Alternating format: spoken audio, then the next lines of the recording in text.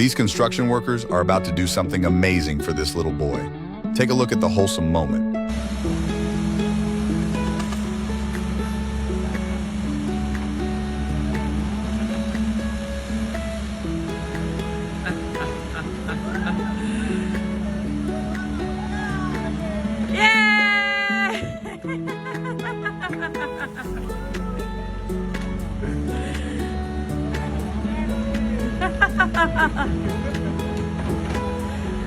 Yay!